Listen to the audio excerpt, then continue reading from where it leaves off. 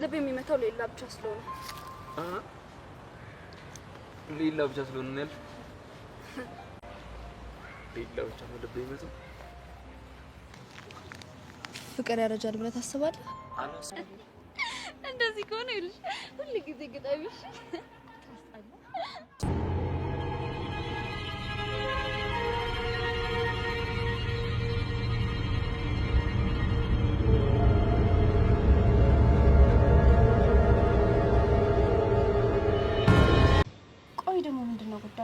ትናንትና ለጆኒ እንደሳመኝ ነግሮት ነበር። ለምን? ያው ከጆኒ ጋር እንድንጣላ ነው። የዚህን ያህል መስዋዕትነት የሚከፍልሽ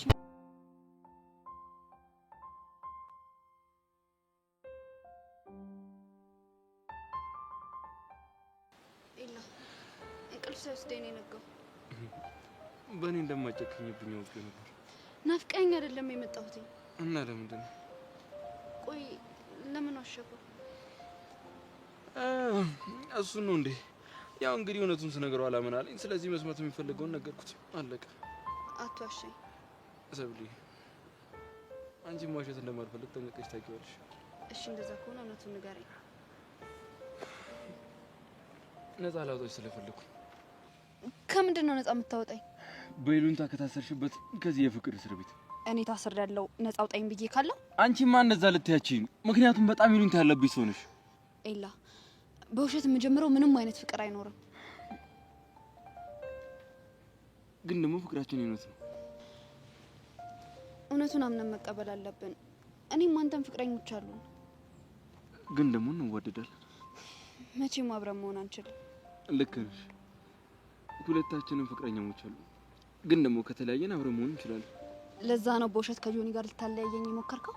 እውነቱን ለመናገር ሲጀመር ያመነው ነገር ነበር። አረጋገጥኩለት። ታማኝ አለመሆኔን ያረጋገጥክለት።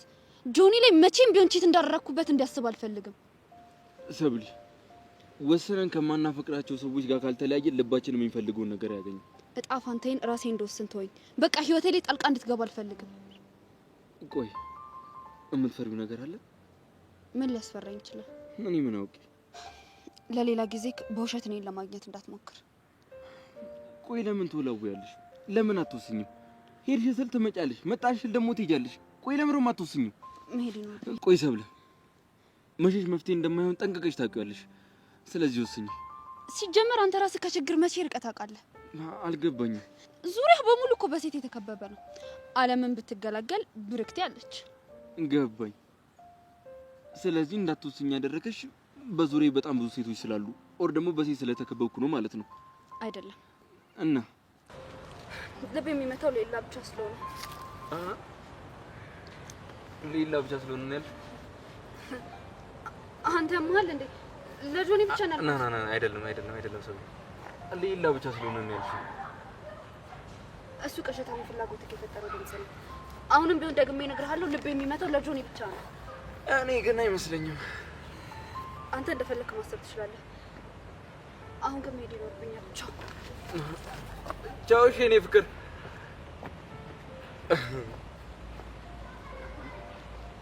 ሌላ ብቻ ነው ልብ የሚመታው። ማነው ደንቦችሽ እንደዚህ ዘረጋሽ? ከአንድ ሰው ውጭ ማን ሊሆን ይችላል? ደግሞ ምን አደረገሽ? ምን የመሰለ የፍቅር ወሬ እያወራን። የፍቅር ወሬ ማለትም ክረምት ትምህርት ተዘግቶ መስከረም እስኪገባ ድረስ ትናፍቂኛለሽ እየተባባለን ያቺ ቃጀል አልደወለችም እንዴ? ቆይ ትምህርት ቤት ይዘጋል እንዴ? በዚህ አይደል እንዴ የሚቀጥለው? አንቺ ደግሞ እና በመሀል እኮ ቀናቶች አሉ እና በጣት ለሚቆጠሩ ቀናት ነው እንደዚህ የምትሆኚው? ሰብለ ቢሆንስ? እቺ ቃጀል ግን ደሜን ነው ያፈላችሁ። እቺ የፍቅር ምቀስ የሆነች ልጅ እንዴት እንዳናደደችኝ። ሰብለ ደግሞ ኮሱም ቅልስልስ ማለቱ። ቆይ ግን አንቺ እስከመቼ ነው በዚህ ሁኔታ የምትቀጥዪው? አላውቅም። ቆይ እሱ ካልገባው ዝም ብለሽ እንደዚህ ልቀጥይ ነው? ምን አማራጭ አለ? ቆይ ግን መሲ ምናልባት ካንቺ እንዲመጣ ፈልጎ ቢሆንስ? ሰብሊኒ እኮ ሴት ነኝ። ቆይ እንዴት እንደዚህ አይነት ነገር ከኔ ይጠብቃል? ምናልባት ነግሬያት በዋጣትስ ብሎ ፈርቶ ቢሆንስ? እሱ ገገማ ስለሆነ ነው እንጂ ሁሉ ነገር እኮ እሱ እንደምወድ ያስታውቃል። እግዚአብሔር ይርዳሽ። እንግዲህ አሜን ከማለት ውጪ ምን አማራጭ አለኝ? እንዴ ኧረ ስሚ ደግሞ ዛሬ ጆኒ ፍቅር እያጫወተው ነበር። ታድለሽ። ስጦታውን ላይ ይዞልኝ መጣ። የምን ስጦታ? ቸኮሌት። ጎሽ ሰው እንደዚህ ቸኮሌት ይሰጣጣል የኔው አላየውም አልሰማውም ብሎ ግምጭጭ ያንን ድራማ ቆምሽ እንዴ? አይ ሰሞኑን ግን ትንሽ ተወት አድርጌዋለሁ። ለምን ተውሹ? የሆነ ሰዓት ላይ ቋሪፍ እየሄድሽ ነበር። አሁን እጀምራለሁ። እንደዛ ይሻላል። ይኸውልሽ ግን ባሁኑ ዝም ብሎ ስልክ እንዲሆን አይደለም የምፈልገው። አልገባኝም። ምን አስበሽ? ይኸውልሽ እስካሁን የሆነ ሰው እንደሚያወራኝ አልነበረ አክት ሳድርግ የነበረው? አዎ። አሁን ግን ይኸውልሽ በትክክል የማወራውን ሰው ናታን ሊያየው ይገባል እኮ። ማን ልታሳየው? አላውቅም፣ ግን የሆነን ሰው ተጠቅሜ እንዲገባው ማድረግ አለብኝ። ያንን ካላደረኩ ልጁ እንደሆነ ደንዟል። ግን ያ ሰው እዚህ ትምህርት ቤት ከሆነ ናታን ሊያውቀው ይችላል። ኖ እንደዛማ አይሆንም። ሲጀመር እኮ የምወደው ልጅ እዚህ ግቢ እንዳልሆነ ነው የሚያውቀው። ቆይ እሺ ከውጭ ሆኖ ይሄን ነገር ሊያግዝሽ የሚችል ሰው አለ? አላውቅም ሰብለ፣ ግን ግዴታ ማግኘት አለብኝ። ጥሩ ሀሳብ ነው። ቆይ ግን ናታን የከተማ ልጅ አይደል እንዴ? እንዴት በዚህ ልክ ታወረ? እኔ ምን አውቄ። ግን ይበለኝ። ራሴ ነኝ ተሸርሽሜ እንደማፈቅረው ቀበጣጥሬ ራሴ ላይ ነገር የጠመጠምኩት። ለማንኛውም አይዞሽ፣ ሁሉም ነገር አልፎ አንቺና ናታን እህቴ ወንድሜ ከመባባሉታችሁ የኔ አባት የኔ እናት የምትባባሉበት ቀን ሩቅ አይሆንምሽ። አንቺ ሙድ ያዥቴ ምን አለብሽ? ምን ላድርግ ብለሽ ነው? ያገባም አገባ ያላገባም ማጨ ናታን ብቻ ቀረ እንደገመጨጨ አሉ። እንደገመጨጨ አንቺ ሳቂ ምን አለብሽ? የናታን ፍቅር ይኸው ገጣሚ ያደርግ። እንደዚህ ከሆነ ይልሽ ሁሉ ጊዜ ገጣሚሽ ታስጣላ።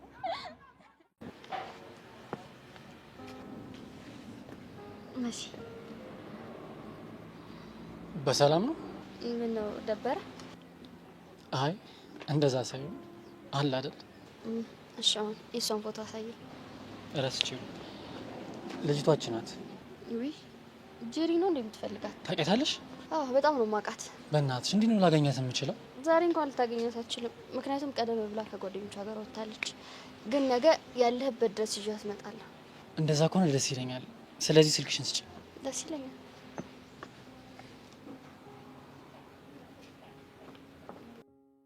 መሲ በስተመጨረሻ ጀንጃኞች ላይ ደረስኩበት። ግን ምንም አንቺ እንዳልሽው መልካም ስብዕና ያለው አይመስልም። ጭራሽ አጭበርባሪና ዱርዬ ነው የሚመስለው። ይህንንማ በፍጹም ፍቅረኛ ስታደርጊ ማየት አልችልም፣ በፍጹም። ስለዚህ ነገ ስንት ሰዓት እንገናኝ? ኖር በይሳት ነው በጣም አሪፍ። እሺ ደስ ይላል። በስተመጨረሻ ደረስኩብሽ። ስንት የተባለለት ወጠጤሽ ይሄ ነው? ማንን ነው አንተ ወጠጤ? አንተን ነው ወጠጤ። ምን አባት አመጣለህ? ናታን እረፍ። አላርፍም። ትሰማኛለህ? ከአሁን በኋላ መሲ አጠገብ እንድደርስ አልፈልግም። እሺ ቆይ ምን አገባክ? ያገባኛል። እህቴ ስለሆንሽ ግጥም አድርጎ ያገባኛል። አንተ ያማሃል እንዴ? ስለ ሰው ማንነት ሳታውቅ እንደዚህ ታወራለህ? ያማሃል ያልከው? አዎ ያማሃል ነው ያልኩህ።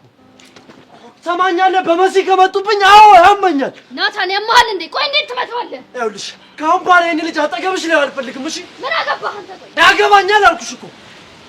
አሁን ናታን ከዚህ ይኸውልሽ መሲ አንቺን ሳልይዝሽ የትም ንቅንቅ አለ። ናታን ሌላ ችግር ሳይፈጠር ከዚህ ሂድልኝ። ይኸውልሽ ለአንቺ ስል ሄዳለሁ።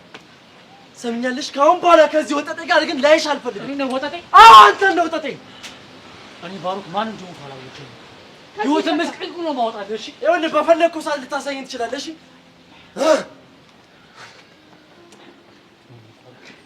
ባሩክ በእኔ ምክንያት እንደዚህ ነው ችግር ስለገባህ በጣም ይቅርታ። እሺ ቆይ ልጁ ያማዋል እንዴ? እንዴት ነው እንደዚህ የሚደበድበኝ? አይ ቅድም ትንሽ ተጣልተን ነበረ ለዛ ነው። እና ብትጣሉስ? እኔ እንደዚህ ማድረግ ነበረበት? እሱማ ልክ ነህ። እሱ ነው ያውቅ ነው እዛ ቦታ። እሺ ያኔን ሰው ደግሞ ልታከብርልኝ ይገባል። መሲ እኔ ምንም አይነት ልቀት አላሳየሁትም። በአንቺ የመጣብኝ መሰለኝ እርምጃ ወሰድኩበት። በቃ ናታን በጣም ነው እሺ የምታሳዝነው። እራሱ ጉዳይ ምን ሆናችኋል? ሰብሊ በእናትሽ ተይኝ በቃ። ተረጋጊና ንገሪኝ። ናታን ምን ሆኖ ነው እንዴ? ይኸውልሽ ገና ለገና ምኑን የማታውቀው ወጠጤ ተነካብኝ። ምን ያውት እኔ ላይ ትዘፍናለች፣ ዘራፍ ትላለች። የምን ወጠጤ? ስለምንድን ነው የሚያወራው? ይኸውልሽ ሰብለ የነገ ፍቅረኛ ይሆናል ብዬ የማስበው ልጅ እኮ ነው የደበደበው።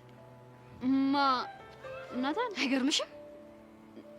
የምሰማው ነገር እውነት ነው? አዎ እውነት ነው። እንደዛ አደረክ? ምክንያቱም ልጁን ብታዪውልሽ ለፍቅረኛ የሚሆን አይደለም። ቂጡን የጣለ ዱርዬ ወጠጤ አጭበርባሪ እኮ ነው ብታዪው። ናታን ባሩክን አትናገረው። ይኸውልሽ ጭራሽ ልትከራከርለት ያምራታል። አዎ እከራከርለታለሁ። እሺ ይኸውልሽ እንደፈለግሽ። እኔ ግን የመሰለኝን አድርጊያለሁ። በቃ ትሰማኛለህ ናታን? አሁን ስንወጣ ጠብቀህ ይቅርታ ትጠይቀዋለህ። እሺ አረ ትሰሚኛለሽ? ሰማይና ምድር ይገለበጣል እንጂ እሱ መቼም ነው የማላደርገው። ነው? አዎ ነው ናታን? አዎ ነው። መሲ አረ ተረጋጉ እናንተ። ምን እየሆናችሁ ነው? አታይም እንዴ ምን እየሆነ እንዳለ? ልንገርሽ አይደል እንደው የራስሽ ጉዳይ ነው። እሺ ምን አገባኝ? ተባለኝ ገራልጂ አብረን አንቺ ምንድነው ጉዱ? ይሄ እብድ የሆነ ልጅ ምን ባደርገው እንደሚሻለኝ አላውቅም። ምን እንደተፈጠረ ንገሪ። አትሰሚም እንዴ? ባሮክን ደበደበው። ከዛ በፊት ማን ነው ባሮክ? እኔ ጓደኛዬ ነኝ። እኔ ነግርሻለሁ። ይኸውልሽ ያልተረጋገጠ ፈተና ስታልፍ በይፋ ፍቅረኛ ትሆናለህ ማለት ነው። እሺ እንገናኛለን በቃ። እሺ እሺ ቻው። እሺ እሺ። አንተ ቆይ ለምንድን ነው ስልክ እንዳላወራ የምትረብሸኝ? ምን አደረኩ? እኔ አንተ ጊዜ በነፃነት እንድታወራ ትቼክ ሄድ የለ የኔ ጊዜ ሲሆን ነው የምገግመው። ማስገገምኩኝ በቃ የተናገረኝ ስለመሰለኝ። በቃ እሺ አንተን አልተናገረም። ምንድነው ግን ፊትህ የደበረክ ይመስላል? ምንም አልደበረኝ። እያየሁ ካርል እንዴ? አሰሚ ምንም አልሆንኩም አልኩሽ አይደል እንዴ? እሺ እኔ ግን አንድ ውሳኔ ወስኛለሁ። የምን ውሳኔ? በቃ ፍቅረኛ ነኝ እያሰብኩ ነው። አዎ አንተም የቃጀልን እሽታ አይደል የምትጠብቀው? ስለዚህማ ሁላችሁም ፍቅረኛ ይዛችሁ እኔ ለምን ብቻዬን እቀራለሁ ብዬ እኔም ፍቅረኛ ለመያዝ አስቤያለሁ። በዛ ላይ ደግሞ ልጁ ያፈቅረኛል፣ እኔም ደግሞ ይመቸኛል። እንዴ በቃ ፍቅረኛ እንዲሁ ዝም ብሎ በቀላሉ የሚያዝ ነገር ነው እንዴ? በቃ ሲንግልነት ሰልችቶኛል። የፍቅር ጥያቄውን ልቀበል እያሰብኩ ነው። ቆይ አሁን ሳትዋሽ መልሽልኝ። አንቺ ታፈቅራለሽ? የእሱ ፍቅር በቂ ነው። ቀስ በቀስ ደግሞ እኔም ላፈቅረው እችላለሁ። ማን ያውቃል አይደል? ሁኔታሽ ግን ፍቅር ያዘው ነው የሚመስለው። እንዴት? ሁልጊዜም ስታወሪ ትደሰቻለሽ፣ ዝም ብሎ ይናፍቅሻል፣ ስታገኙ ስታክፊው ደስተኛ ትሆኛለሽ ምናምን በቃ። ሌላስ? ከሌሎች ወንዶች ይልቅ ለሱ የተለየ ስሜት አለሽ። ይሄን ያህል ጊዜ በፍቅር ስታወሪ አልሰለችሽም? እስካሁን ድረስ አብራችሁ አላችሁ። በቃ ይሄ ነው የፍቅር ስሜት። እና ታዲያ ከዚህ በላይ ምን አለ? እኔ ግን አይመስለኝም። እንዴት? እንዴትማ ይኸውልህ፣ እሱ ለኔ የሚሰማውን እጥፍ ሆኖ አንተ ለኔ ይሰማሃል። ያ ማለት አንተ ከኔ ፍቅር ይዞሃል ማለት ነው።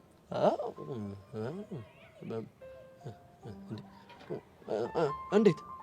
እኔ አላልኩም። እኔ መላምቴን ነው የተናገርኩት። ለማንኛውም አንተ ከራስህ ጋር ተመስጠህ አስብበት። እኔ ሰብለን እጄ ላግኛት። እሺ ቻው።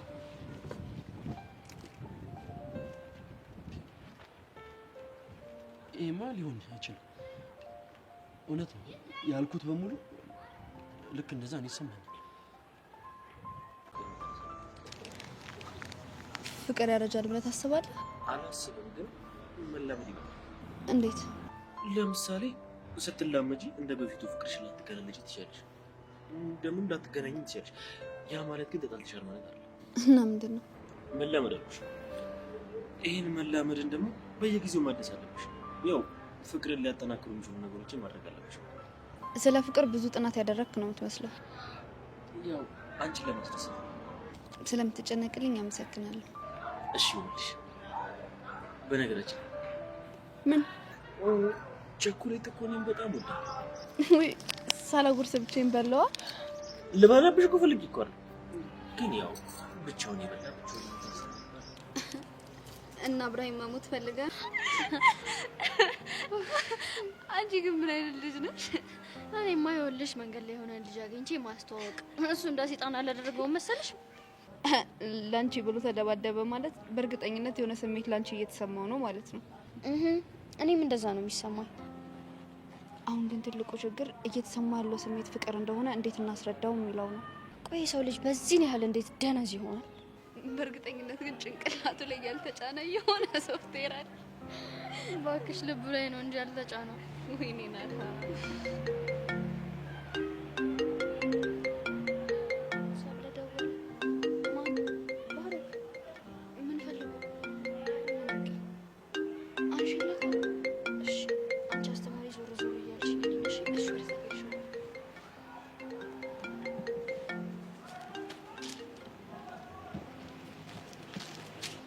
ማይሆን ሰዓት ደወልኩ እንዴ? አይ ችግር የለውም፣ እረፍት ላይ ነበርኩ። ከሆነ ጥሩ። እኔ የምለው የጄሪን ቁጥር አገኘሽልኝ እንዴ? አይ እስካሁን ክላስ ነበርን። አሁን ገና ነው ከክላስ የወጣ ነው። ግን ከቻልሽ ስልኳን በቶሎ ብታመጭልኝ ደስ ይለኛል። አታስብ ባሮክ፣ አገኝልሃለሁ። እሺ እሺ። ባሮክ። አቤት መሲ። ተሻለ? እያመመኝ ነው። ይኸውልህ በተፈጠረው ነገር በድጋሚ ይቅርታ። እሺ ችግር የለውም። ክላስ ብዙ ይቀራችኋል እንዴ? እንዴ ምን አስበህ ነው? ወደ ትምህርት ቤታችሁ እየመጣው ነበር፣ ለዛ ነው። አይ ገና ነው። ግን አንተ እስክትደርስ ድረስ ወጥቼ ፈልጌ ያገኛትና ተቀብዬ ያመጣልሃለሁ። እሺ እሺ በቃ ስቃረብ እደውልልሻለሁ። እሺ ባሩክ በቃ ቻው። እሺ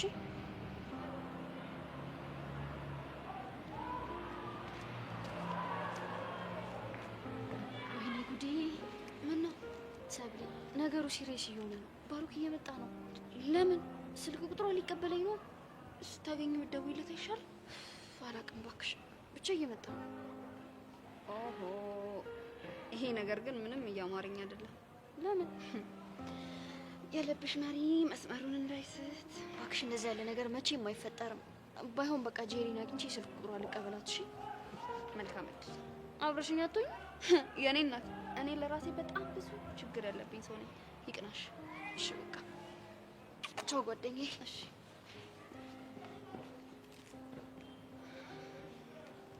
አይ ናታን፣ ባንተ መፍዘዝ ምክንያት አዲስ ሰው ወደ ህይወታችን ሊመጣ ነው።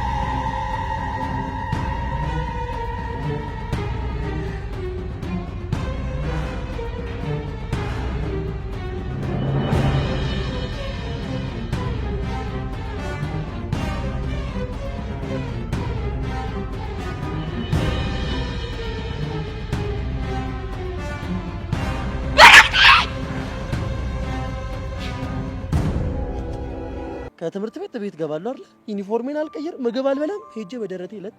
ምን ደክሞ ነው? አረ ምን ይደክመኛል? ጠዋት እንደነጋ አንቺን እንዳይ ነው እንጂ። አዎ ተመሳሳይ ስሜት ነው ያለን። የሚገርም መቀራረብ ነው። በእኛ ፈረንጆች ምን እንለዋለን? ኮላብሬሽን እንለዋለን። እዚህ ግቢ ውስጥ አሁን እንደኔና እንዳንተ የሚቀራረብ ሰው አለ? ይኖራል። እስኪ ማን አለ? እንደውም ልንገርሽ አይደል? እዚህ ምድር ላይ ልክ እንደኔና አንቺ የሚዋደር ሰው የለም እኮ። ሲጀመር ማንም የኛን ያህል አይሆንም።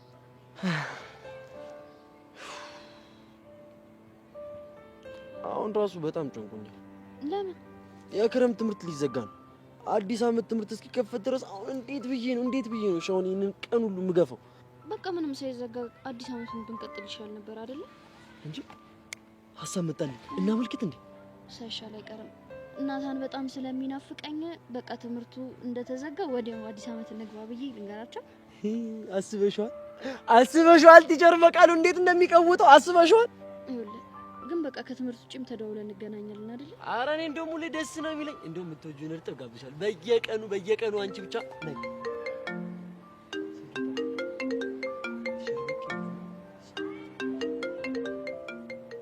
ማነች? ቃጅላለች። ሄሎ ቃጅ፣ ምን እጠፋለሁ እባክሻለሁ። ትንሽ እኮ ክላስ ቢዚ አድርጎኝ በዛ ላይ ተረተር እያልኩኝ ነው። እባክሽ የሰው አይን ውስጥ እንዳልገባ ብዬ ነው። መሲ ወዴት ነው? አያገባህም። ኧረ ትንሽ ታገሺ እባክህ። የራስህ ጉዳይ። ይቺ ልጅ አማታል። ስልክ እኮ ነው ያዝኩት። አንዴ ጠብቂኝ። ሰላም ውዴ ቻናል ቤተሰቦች እንዴት ናችሁልኝ? እንኳን ወደ እኔ ዩቲዩብ ቻናል በሰላም መጣችሁ።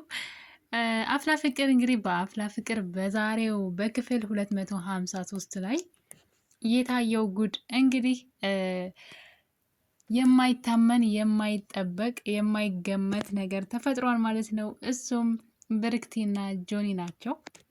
ይሄ ነገር ህልም ይሁን እውነት ባናውቅም እንግዲህ በመጨረሻው ሰዓት ብርክቲና ጆኒ ያደረጉት ነገር በጣም አስደንጋጭም ትንሽ እንግዳ የሆነ ነገር ነው። ብዙዎቻችን ልንጠብቅ ራሱ የማንችለው ነገር ተፈጥሯል ማለት ነው። እሱም እንግዲህ እንዳያችሁት እንደሚታወቀው ብርክት እዚህ ቀደም የጆኒ ልደት አክብራለች እና ልደቱ ላይ እንግዲህ ስታደርግ የነበረው ነገር አብረው ፎቶ እንዲነሱ ብቻ በጣም ብዙ ነገሮችን ስታደርግ ነበረ። እሷን የሆነ ወደ እሷ የመሳብ ነገር ሰብለን ለማናደድ የተጠቀመችበት ነገር፣ በዛውም ደግሞ ኤላንም ለማስቀናት ያደረገችው ነገር ነበረ። ታዲያ ከዛ በኋላ እንግዲህ በድጋሚ አልተገናኙም። እንደዚህ እንደ ድሮ ቲክቶክ እንስራ ወይም የሆነ ነገር እንስራ ቪዲዮ እንስራ ብለው ሲገናኙ አላየንም በፍጹም። ሁለቱም በራሳቸው መንገድ ሲሄዱ ነበረ። ጭራሽ እሷ እንግዲህ ከካሌብ ጋር ፍቅር ጀምራ አስገርማን ነበረ።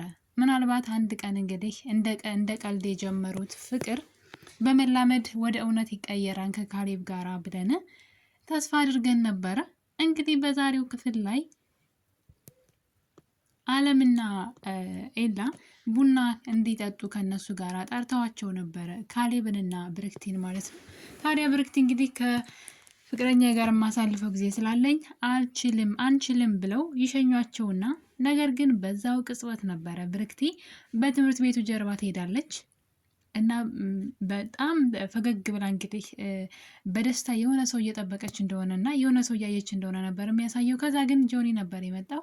ጆኒ ፈራ ተባ እያለ ዙሪያውን እየቃኘ የሆነ ሰው አየኝ አላየኝ እያለ ወደ እሷ እየተመለከተ እንግዲህ ሲጠጋት አይተናል። ጭራሽ እንግዲህ ተቃቅፈው ሲሳሳሙ አይተናል። እንግዲህ ያየነውን ነው። ይሄ ነገር ግን በጣም የሚገርመው ነገር ደግሞ ሰብለ በአይኗ ማየቷ ነው። ከመጀመሪያው እስከ መጨረሻው ሲያደርጉት የነበረውን ነገር ሁሉ ሰብለ በቦታ ሆና ተመልክታለች። ይህ ማመን ነው የሚያቅተው። እና እንግዲህ ይህ ነገር ምናልባት ለሰብለና ለኤላ ትልቅ የተመቸ ነው ማለት ይቻላል። ምክንያቱም ደግሞ እነዚህ ልጆች እየተዋደዱ ነገር ግን ደግሞ ፍቅረኛ የሚባል ሰው አለ እንግዲህ ጆኒ ማለት ነው። ጆኒን ብትተው በኤላና በጆኒ መካከል ምን ሊፈጠር እንደሚችል ታውቃለች። ጆኒም ደግሞ እኔ ከሞትኩ ብቻ ነው ሰብላን የምትወስደው እንጂ እኔ በህይወት እያለው ሰብላ ያንተ አትሆንም እያለው ነው። ስለዚህ ሁለቱ በእሷ ምክንያት እንግዲህ በጣም ብዙ ጊዜ ተደባድበዋል። የጸባቸው ከመጀመሪያው ጀምሮ የጸባቸው ምክንያት ሰብለ ናት። በሰብለ የተነሳ ነው። እና እንግዲህ ሰብለ መጀመሪያ ላይ አጥፍታለች። ያኔ እንግዲህ ተንኮል ሰርተው ጆኒና ካሌብ እንዲሁም አለም ሆነው የውሸት ታሪክ ፈጥረው እሷን እንደ ዕቃ እንደሚያያት እና ሲፈልግ ከጆኒ ላይ መውሰድ እንደሚችል ወይም ደግሞ የራሱ ማድረግ እንደሚችል እንደተወራረደባት ነግረዋት ተናዳ እንግዲህ ሳታዳምጥ ማለት ነው። ያኔ አለምም ጓደኛዋ ስለነበረች ይሄን ነገር ልክ ኤላ እንዳለ አስመስላ ነበር። አለም ራሱ ምን አይነት ባለጌ ነው በማለት እንግዲህ ስታግዛት ነበረ። በዛ ሰዓት እንግዲህ እንደውም አብረን እንሆን ብላ ወደ ጆኒ ባትሄድ ኑሮ እዚህ አጣብቂኝ ውስጥ አትገባም ነበር። አሁን ላይ ከኤላ ጋራ በሰላም በነፃነት ፍቅሯን ታጣጥም ነበረ። ነገር ግን ራሷ እንግዲህ ወደ ጆኒ በመሄዷ ነው። ከዛ በኋላ እንግዲህ እውነታው ቢወጣም ኤላ እንዳላለ እንግዲህ መሲም ነገሩን አጣርታ የእነሱ ድራማ እንደሆነ ብደርስበትም ሰብለ ከዛ በኋላ ከጆኒ መለየት አልቻለችም። ያለምንም ምክንያት መለየት አልችልም። መጀመሪያ ላይ ተለያይታ ነበር። ያኔ ነበረ እድሉን መጠቀም የነበረባት። ታዲያ እንግዲህ ከተለያዩ አብረው ከሆኑ በኋላ እንግዲህ በጣም ብዙ ነገሮች ተፈጥረዋል። ሳትወደው አብረው ሆና እንግዲህ ኤላ ደግሞ እንድትወደው አድርጓታል ማለት ነው። እንድትወደው አድርጓታል እና በመጨረሻ ሰዓት እንግዲህ ጆኒም ደግሞ አጥብቆ መያዝ ጀመረ። ልክ ኤላን እየወደደችው እንደመጣች ሲያውቅ እሷን አጥብቆ መያዝ እና መቆጣጠር ጀመረ እና ኃይለኛ እየሆነ መጣ። ከኤላ ጋር ደግሞ እንግዲህ ግጭት ውስጥ መግባት ጀመረ። በዛ የተነሳ ሰብለ ይህንን ውጥረት ለማብረድ ብላ ጆኒ ጋር ቀርታለች ማለት ነው። ኤላን እያፈቀረች ጆኒ ጋር ደግሞ እያስመሰለች ከጆኒ ጋር ቀጥላለች። ታዲያ እንግዲህ በዛሬው ክፍል ላይ ሰብለና ኤላ አንድ ነገር ተነጋግረው ነበረ። ኤላ ሁሉንም ነገር ለምን አንጋፈጥም? ፍቅራችን የእውነት ነው፣ እንዋደዳለን። ስለዚህ ለምን አንጋፈጥም? አንቺም እማትወጂውን ጆኒን ተይው፣ እኔም ደግሞ እኔ ጋር ያሉትን ልተውና አለምን ማለት ነው አብረን እንሆን እያላት ነበረ። እሷ ግን በፍጹም ይሄ ነገር አደጋ አለው፣ እንደዛ መሆን አይችልም፣ ብንዋደድም አብረን መሆን አንችልም እያለችው ነበረ። ታዲያ እንግዲህ ሰብለ ምክንያቷ ያው ኤላ ጋር በዙሪያው ሴቶች ስላሉ ነው። እናንተ መች ሲጀመር እኔ እናንተ አብረን ለመሆን እንግዲህ አንተ መች ከችግር ወጥተህ ታቅና ትለዋለች። ምን አይነት ችግር ነው ያለብኝ ባላት ሰዓት እንግዲህ ዙሪያህን ሴቶች ከበው ነው ያሉት፣ ስለዚህ ያ ነገር እንደያዛት አይነት ነገር ተናግራለች። ታዲያ እንግዲህ ኤላ በዙሪያ ሴቶች ስለሚወዱኝና ሴቶች ስላሉ ነው ወይ ወደ እኔ የማትመጪው ሲላት፣ አይ ልቤ ለኤላ ብቻ ስለሚመታ ነው በማለት እንግዲህ ይሄ ለሁለተኛ ጊዜ ነው እንግዲህ ሰብለ ስትሳሳትም በለው ተሳስታ አይደለም። ያው ምንድን ነው ሆድ ያባውን ብቅል ምናምን ብቅል ያወጣዋል ይባላል። እንግዲህ አባባሉ በደንብ አላቀውም፣ ግን ልባ ውስጥ ያለው እውነት ነው የወጣውና እዚህ ቀደም ከጆኒ ጋር እየተላፋች እንግዲህ ኤላዬ የኔ አባት ያለችው ልጅ ዛሬ ደግሞ እንግዲህ ልብ የሚመታው ለኤላ ነው ስትል እያየናት ነው። ታዲያ ይሄ ነገር ኤላን በጣም አስደስቶታል፣ እውነታውን ስለተናገረች ማለት ነው። ኤላም እንግዲህ የኔ ፍቅር ማለት ጀምሯል አሁን ላይ። ታዲያ አብረው እንዳይሆኑ የከለከላቸው ጆኒ ነው። ከምንም በላይ ምናልባት አለም ኤላ እንደማያፈቅራት ታውቃለች። ራሷ ናት ገፍታ ፍቅረኛሞች ነን እያለች ለሁሉም ሰው አውርታ እንግዲህ ራሷ ናት ፍቅረኛ የሆነችው እንጂ ኤላ አፍቅሯት ወይም ደግሞ ወደ ህይወቱ እንድትገባ ፈቅዶላት አይደለም። ፈልጋ ነው የገባችው፣ በተንኮል ነው። ታዲያ እንግዲህ ያን ያክል እነሱ አብረው ስለሆኑ የምታመጣው ለውጥ እንደሌለ ያውቃሉ። እሷን መተውም ለሱ በጣም ቀላል ነው። ነገር ግን በእርግጠኝነት አለም በቀላሉ ከኤላ ህይወት ትወጣለች ብዬ አላስብም። ምናልባት ሰብለንም ልትጎዳት ትችላለች። ቀላል አይሆንም በፍጹም። እንደዚሁ በዋዛ አብረው እንዲሆኑ አትፈቅድም። ስለዚህ ገና በጣም ብዙ ዋጋ ታስከፍላቸዋለች እሷ ራሱ። ምክንያቱም ኤላ የሆነ ጊዜ እንን ያፈቅረኛን ብላ ትጠብቃለች። ለዛም እንግዲህ ኤላ ባይወዳትም እሷ ጋር እንዲቆይ ነው የምትፈልገው። ለዛ ነው ሁሉንም በአካባቢ ያሉ ሰዎችን እንዳይጠጉት የምታደርገው አለም እንጂ እሱ እንደማይወዳት እሷም ጠንቅቃ ታውቃለች። ታዲያ እንግዲህ ይሄ ነገር አብረን መሆን አንችልም እያለች ነበረ ሰብለ። ኤላ ግን እንጋፈጥ እንተዋቸውና ማንወዳቸውን ሰዎች ትተናቸው አብረን እንሆን እያለ ነበር። እሷ ግን በፍጹም አይሆንም ብላለች። በዛ ላይ ደግሞ እንግዲህ በባለፈው በልደቱ ቀን ላይ ሰብለና ኤላ ተጠጋግተው ጆን አይቷቸው ተሳስማቸዋን የሚል እንግዲህ ወቀሳ እየደረሰባቸው ነበረ። ይህን ነገር እንግዲህ ኤላ ሲጠቀምበት አይተናል ለጆኒ። እኔ በሆን ከሌላ ወንድ ጋር የተሳሳመችን ሴት ፍቅረኛዬን ድጋሚ አጠገቤ እንድደርስ አላደርጋትም በማለት ሰብለን ልክ እንደ ሳማ ሲያስመስል ነበረ። ታዲያ ይህን ነገር እንግዲህ ሰብለ ልጠይቀው ሄዳ ነበረ። እንዴት እኔ በጆኒ ላይ ምንድን ነው ቺት እንዳደረግኩበት አይነት ወይም ደግሞ በጆኒ ላይ ሌላ ወንድ እንደሳምኩኝ እንዴት ታስመስላለ በማለት እንግዲህ እኔን በተንኮልና በልህ ለመውሰድ እንዳትሞክር እኔ ራሴ እንደወስን ፍቀድልኝ እያለች ነበረ። ነገር ግን ጆኒ ራሱ ወስኗል ማለት ነው። እንግዲህ በእርግጠኝነት ይሄ ነገር ህልም ሊሆን አይችልም። ያሉት ትምህርት ቤት ውስጥ ነው፣ ማንም የተኛ ሰው የለም። ስለዚህ ነገሩ እውነት ይሆናል ብዬ አስባለሁ። ጆኒ እና ብርክቲ እንግዲህ የተደበቀ ያላወቁት ፍቅር ነበረ ማለት ነው።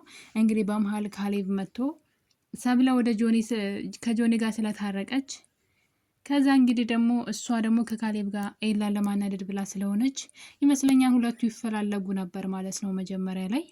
እንግዲህ የዛሬው የታየው በጣም አስደንጋጭ የማይታሰብ ነገር የጆኒና የብርክቲ በፍቅር መተቃቀፍና መሳሳም አይተናል። ይህን ነገር ሰብለ ደግሞ ባይኗን ያየችው። በሌላ በኩል ደግሞ መሲ ናት። እንግዲህ መሲ እንደሚታወቀው ናታን ሊረዳት አልቻለም። አሁን ድረስ ማመን እስኪያቅት ድረስ እንግዲህ 1 አመት ሙሉ ማለት ይቻላል። ምክንያቱም 10ኛ ክፍል ተምረው ጨርሰው የክረምትም ተምረው አሁን ላይ አዲስ አመት ትምህርት ሊዘጋ እያሰቡ ነው ማለት ነው። እና እንግዲህ ይህን ሁሉ ጊዜ መሲ ያላደረገችው ነገር የለም። ኤላን ይቅርታ ናታንን ወደ እሷ ለማምጣት ያላደረገችው ያልጣረችው ነገር የለም። እና ምን አይነት ልጅ እንደሆነ እንዴት ሊገባው እንደማይችል ባላቅም እንግዲህ ብዙ ለፍታለች ብዙ ነገሮችን። ታዲያ እሱ ነገር እንግዲህ አልሳካ ብሎ የውሸት ፍቅረኛ ደግሞ ይዣለው ብላ ለማስቀናት ሞክራ ነበረ፣ እንዲሁ በባዶ ስልክ እያወራች ማለት ነው። አሁን ላይ እንግዲህ አንድ አጋጣሚ መሲ ታገኛለች። እንግዲህ በዛሬው ክፍል ላይ መሲ መንገድ ላይ እየሄደች ማርክን ታገኘዋለች መንገድ ላይ ማለት ነው። ታዲያ እንግዲህ ከሱ ጋራ እሱ ጀሪን ፈልጎ ነበር የመጣው። ነገር ግን ናታን እየተከተላት እንደሆነ ስታውቅ ልጁን ትስመውና ይህን ነገር እንዲተባበራት ጠይቀዋለች። ናታንን እንደምታፈቅረውና ሊረዳት እንዳልቻለ ስለዚህ እሱ እንደ ፍቅረኛ ከእሷ ጋር አክት እንዲያደርግላት ጠይቀዋለች። ነገር ግን ናታን ይከታተላት ስለነበር እንግዲህ ልጁን አብረው ሲያያት ተናዶ ልጁን ሲደበድበውና ወጥቶ መሲልም እንግዲህ ይዟት ሲሄድ እያየን ነው። ከማንም ወንድ ጋር ሊያት አይፈልግም። መቅናት እየጀመረ ነው ማለት ነው። ይህ በጣም ደስ ይላል። ግን ቅናቱ ከምን የተነሳ ነው? ከፍቅር የተነሳ ነው ወይስ እንዲሁ ስለሚወዳት ነው? እናም ግን ልጁን ደብድቦታል። በዛ ላይ ደግሞ ሁለተኛ ከሱ ጋራ ላይሽ አልፈልግም ሲል እንግዲህ መሲን ከማንም ወንድ ጋራ ሊያየት እንደማይፈልግ እንደሚቀና ሲያሳይ ነበረ። በጣም ነው የሚገርመው። ግን እሷ እንደ ሴት ብዙ ጊዜ ወንዶች ናቸው እንግዲህ የፍቅር ጥያቄ የሚያቀርቡት እንደሚወዱ ብዙ ጊዜ ገፍተው የሚሄዱት ወንዶች ናቸው። የእሷን በዛ የሰብለን በዛ ኤላ ሰብለን ወደ እሱ ለመሳብ እየወደደችው ነገር ግን እጅ ላለመስጠት እንግዲህ 1 አመት ሙሉ ታግላለች። ሰብለ በነገራችን ላይ 1 አመት ሙሉ ነው የታገለችው። ኤላም እንደዛው እሷ እየወደደችው ወደ እሱ ላለመሄድ ማለት ነው። አሁን ላይ እንግዲህ ሁሉም ነገር የፈነዳው ልክ ብርክቲ መታ ነገሮችን ድብልቅ ስታረጋቸው ነው እንጂ ሰብለ ራሱ ስሜቷን በውስጧ ይዛ እንግዲህ አመት ሆናቸው ማለት ነው። መሲም ደግሞ ናታንን ወደ እሷ ለመውሰድ ለመሳብ ማለት ነው ይሄው ድፍን አመት ሙሉ ታገለች። እስካሁን ድረስ ግን እንደሚያፈቅራት ራሱ ናታን ማወቅ አልቻለም። የሰብለና የኤላ ነገር ቢያንስ በትንሹም ቢሆን መስመር እየያዘ ነው። እንግዲህ ፈተናዎች አሉ፣ ቀላል አይሆንም። ማንም ሰው አብረው እንዲሆኑ ከዓለም ጀምሮ አብረው እንዲሆኑ አይፈቅዱላቸውም። ነገር ግን ሁለቱ የፍቅርን መንገድ የጀመሩ ይመስለኛል። እንግዲህ ሰብለና ኤላ ከዚህ በኋላ ወደኋላ የሚሉ አይመስለኝም። የመጣውን ነገር ሁሉ የሚጋፈጡ ይመስለኛል። በዛ ላይ ደግሞ እንግዲህ ኤላ ከብርክቲ ጋር የነበረውን የጓደኝነት ጊዜ በትውስታ እያሳዩን ነበረ። ኖርማል ጓደኛ እንደሆኑ ነው የሚያሳየው። ያው በጣም ግን የሚቀራረቡ ጓደኛሞች እንደሆኑ ነው የሚያሳየው። ለምን እንደሆነ ኤላ እንግዲህ አላቅም። ሰብለ እንደ ላንተ ነው ማለት ለኤላ ነው ልብ የሚመታው ካለችው በኋላ በጣም ደስ ብሎት ማመን አቅቶታል ሁላና በመጨረሻም እንግዲህ ቸው የኔ ፍቅር ካላት በኋላ ስለ ብርክቲ እያሰበ ነበረ። ማለት ከብርክቲ ጋር ስላሳለፉት ነገር ወደ ትውስታ እየሄደ ነው እና ምን አስቡ ነው ልጁ የሚለው ራሱ ሌላ ጥያቄ ነው። እንግዲህ በቀጣይ ያየነው ነገር እውነት ነው ወይስ ህልም የሚለውን በቀጣይ ክፍል የምናየው ይሆናል። የዛሬው ትረካ ይህን ይመስል ነበረ። መልካም ጊዜ። ባይ ባይ።